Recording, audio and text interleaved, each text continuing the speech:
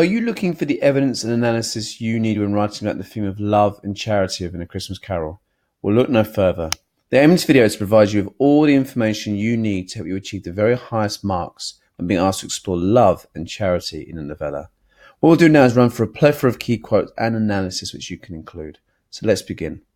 Many thousands are in want of common necessaries. Hundreds of thousands are in want of common comfort. Thousands highlights the poverty was a severe issue in London at the time. The repetition of this helps to emphasise the high levels of that poverty.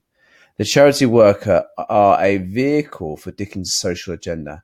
He wishes the reader to understand that they must alter their ways to help the poor. Quite alone in the world, I do believe. The husband of Belle tells her that her former love, Scrooge, has been left alone due to his actions. Dickens is once again suggesting that without love we isolate ourselves, making us feel isolated and alone. In the World emphasises the level of isolation the character has placed upon himself. A small matter, said the ghost, to make these silly folk so full of gratitude. The ghost of Christmas Past is mocking Scrooge's lack of generosity and lack of a sense of wider family by highlighting that a small amount of money and Christmas spirit can fill people with gratitude. The adjective full highlights to the reader that only a measly amount of charity can ensure that people are completely happy. If he finds me going there in good temper year after year and saying, "Uncle Scrooge, how are you?" if it only puts him in the vein to leave his poor clerk £50, that's something, and I think I shook him yesterday.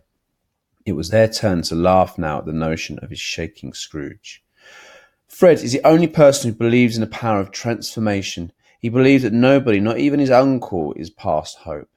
Poor clerk, not only financially, but in regards to the treatment he has received at the hand of Scrooge. Year after year highlights the persistent nature of the character. He is not afraid to preach the positive message of God. Laughing at the notion of shaking Scrooge highlights that all consider him unchangeable. God bless us, everyone, said Tiny Tim, the last of all. The Christian message of goodwill to all is highlighted obviously in his quote. It again highlights how angelic Tiny Tim is and how positive the things he represents.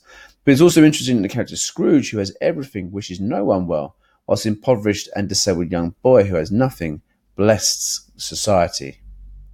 So thank you. Make sure you're using that evidence in your analysis, and good luck.